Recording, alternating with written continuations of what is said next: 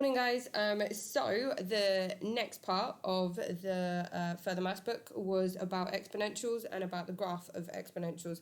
So if you do want to look into that, it's where something just it goes up at a really fast pace. So it would always go through at 1 and then it just increases exponentially. So a lot of people would say like bacterial growth, that would rise exponentially because it keeps doubling. Okay, so that would be the exponential. But because that requires you drawing a graph, I'm not going to ask you to look at it. Okay, but you do need to understand that exponential growth is something that kind of goes up quite quickly. You might have already seen it in science when you talk about like exponential growth, and then when you're also thinking about something like compound interest. So when you have the original times the multiplier, and then you have that power over there, okay, that would be the exponential growth. Okay, so hopefully that makes sense. But because that part actually requires you drawing the graph on graph paper, I am going to just update your teacher next year to let them know that that is something that you do actually need to cover next year, so you guys can do that. I'm not in school right now, so I don't have a copy of the book, but when I get a chance to pop into the school, I will photocopy the exponential part, and I will scan it and I'll upload it onto Google Classroom. That way you've kind of got access to it. It's something that's pretty straightforward to do, but it just requires drawing the graphs. Okay, so I might just upload that. So if you do want to reference it over the summer, that is easy enough to do. But for now, what we're going to do is we are going to move on to the logs. Okay, so when we talk about logs, we're essentially talking about a base system. So when we talk about the decimal system, that is a base 10. So if I was referring to anything within the decimal system, I would use log 10. Okay, if I was referring to the binary system, I would use log 2. Okay, and people use this in order to interchange between different logs. Sometimes they just do it for fun. Sometimes they do it because you might need to convert between, say, a binary and decimal, or you might want to convert between hexadecimal and binary, especially if you're old school computer science. But a lot of computer science is now updated nowadays, so you guys don't have to worry about like ASCII or anything else like that anymore. You might see a brief reference to it, but you don't necessarily have to learn the same languages that you had to learn back in the day, as long as you know stuff like Raspberry Pi, Python, I believe. Don't quote me on that stuff. It's probably been updated since I've last looked at it. But you do need to understand within maths about the log system. So we are going to look at the log system. The log system, if you do look it up, it's seen as the inverse function to exponentials. So once we have the log system, we can then backward work an exponential. Okay, so say if I had 2 to the power of 4, you should be aware that that is 16. Okay, so there's my power, so I'm working with the exponent. So how would I backward work that? Say if I had x and I didn't know what x was, but it wasn't as easy as this. How would I use logarithms to help me find out what x would be? Okay, so in this case, obviously it's quite an easy one, just so you can go through the process. But once you get used to it, you should be able to do it for numbers that aren't just whole numbers. Okay, it's because this one's quite easy. That's the reason why I'm using it. So if the backward of exponentials is logs, what would happen if I do log, because I'm talking about the base being 2, because this number is your base number, you should remember that, and that's your index. So if I'm talking about this as my base, I'm going to put it down as my base, and then I've got 2 to the power of 4 right there. Okay, and then I would say, well, it's still log to the power of 2 because I need to do the same thing to both sides, is then 16.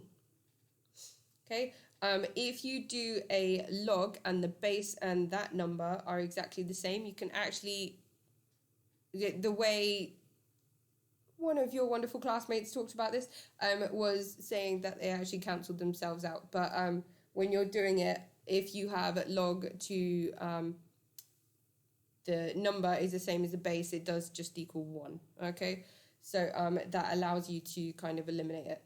So this would then become 4 because I've got to the base 2, and then this number is a 2, and then that just leaves me with whatever this power is.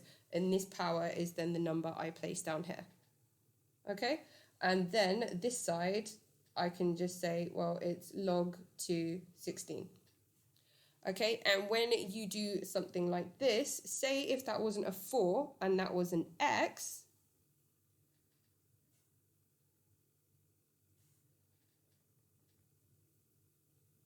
then all I would have to do in order to solve that, so I know this is one of the A-level calculators, which you can actually use, but I believe some of the Casios at GCSE still have the same functions. But you'll notice there's a few logs. On this one, I've only got 2 log buttons. So you might have a log button that just says log, okay? If it just says log, that's log to the base 10. ln is log to the base e, okay? So this would be log to the base 10. ln is log to the base e. Okay, so when you see these 2 numbers, that is literally what you're typing into your calculator. But I've got this one, which is log, and then you have to pop in those numbers. So if I was to pop in the base 2 right there, I've got 2, and then I've got 16, and then I put equals, it will actually tell me what x would then be. So x would equal 4. Okay, hopefully that makes sense. I know logs is pretty new to you guys, but it's fine. You still get to go over this next year anyway. So when I look at those logs, it's a nice way of actually working out the powers. So at GCSE, what they were initially asking you to do, otherwise do it by trial and error, or you would have had some sort of knowledge. So if they had given you a question like this at GCSE, which fair play, they could have, you would have automatically have known that was a 4.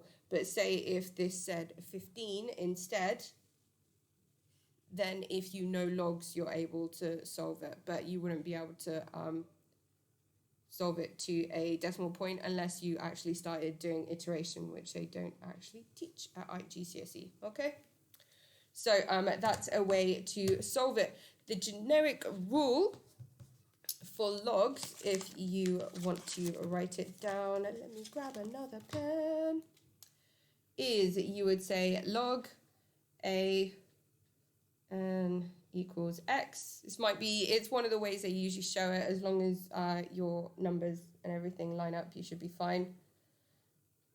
So if I say log a n equals x, you'll notice this is just flipped around right here.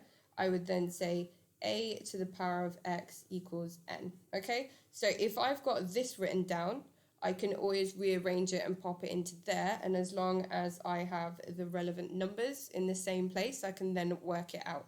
Because for this one, if I don't know x, I can then use logs. If I don't know a, then obviously I would do the root to whatever that power is. If I don't know n, I can just work it out that way. Okay, so now you have a way that you can solve any kind of power equation. Hopefully that makes sense. Okay, so first of all, just to get you familiar with it, because I know a lot of people see this and it is relatively simple, but sometimes it just takes a little bit of practice getting into it. And I've seen quite a few people seem to skip the step where you're just getting used to this rule. And because they skip that step, they find it a little bit more confusing down the line. So what I'm going to ask you guys to do today is just to practice on this for these questions here. So I'm going to pop in those questions. We'll go through a few examples. And then I'll just let you do it by yourself. Okay, so for the first one, all they're asking you to do is just rewrite it. So you should be aware log n x is a to the power of x equals n. Okay, so all you're doing for rewriting is just making sure that you're rewriting the equations as they need to be written. So they've given you 4 to the power of 4 equals 256. So that A is my base, which is 4. So I'm going to say base 4.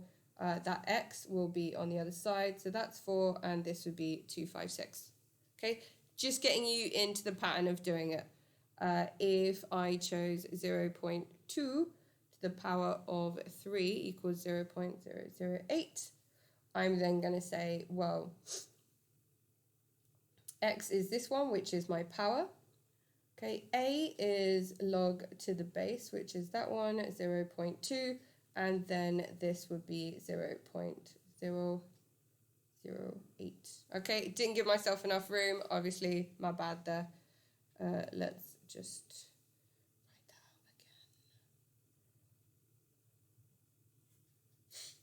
that out again. Okay, so that part is just getting you to rewrite the log equations. Just to get you into the phase of doing it, especially when you start solving questions on logs. This kind of skill, once you've got it, it's one of those generic things. It's a bit like times tables. Once you've got it, you're just automatically able to do it in your head. Okay, number 2, very similar, just use the same thing, except you're just going to rewrite it the other way. So instead of going from here to here, they're just going from here to here. Number 3, without a calculator, find the value of. Okay, so for number 3, say if I say log to 8 equals, well, they haven't told me what the number is. So they're saying log to 8 equals this. So when I'm looking at this, if they did say a calculator, you could have just popped it into there. Okay, but because they're saying no calculator, it just usually means that it's something that's actually pretty easy to solve in your head. It's one of those ones that you should know. So just rewrite it in this fashion. So it will be 2 to the power of x equals 8. So what would x be? X would just be 3, because that would be 2 to the power of 3, right? Okay, so a pretty easy one to do. So when it comes to these kind of style ones, they're actually relatively easy. Okay, and then they get a little bit more challenging down near the bottom. So say, which one should we do? Because they're fun. So I am going to try. Okay, so I don't know, let's just try this one. Okay, so you've got log to the power of 10 equal, square root of 10 equals x. What is x? So when I write it in the same fashion as I would this one, so that's my base, so it's going to be 10 to the power of x equals square root of 10. Okay, what's another way of writing square root of 10? Well, it's just to the power of a half, right? So if it's to the power of a half, x equals a half. Nice and easy. Shouldn't be too hard, okay? And then it just becomes more algebraic over here. And then they also want you to do a little bit of calculator practice. So this is something that you should be getting used to. So when you do calculator practice, you would just say, put in that log, and then you've got 9, and then it goes 230. Did I type it in correctly? Yes. Okay, and then I think it says 3 significant figures. I can't read it right now, but you've got all that. Me personally, as I usually say, don't round up until the end. Show that you've got the knowledge of what you're doing by writing out more than you need. Chuck in a ... to show that you acknowledge there is more, and then just round it up. So I'd then say 2.4723 significant figures. It's usually 2 decimal places or 3 significant figures. Okay, so in this case, I'm kind of making the assumption that it's 3 significant figures. Sorry if it says 3DP. Okay, so hopefully that shouldn't be too bad. I know sometimes I've sped through this, so I'm going to allow you guys just to get used to the log portion of this, and then next lesson we'll look about incorporating it into more equation work. Okay, so do enjoy. Hopefully it makes sense. If it doesn't, please let me know. And then have fun. I know you guys are going to be awesome at it anyway. Okay, so not to worry too much. There's just those 5 questions, those different parts. Okay, take care, stay safe, get some vitamin D because it's healthy and it allows you to absorb iron, calcium. This is why I'm not a science teacher. Okay, take care, guys. Toodles.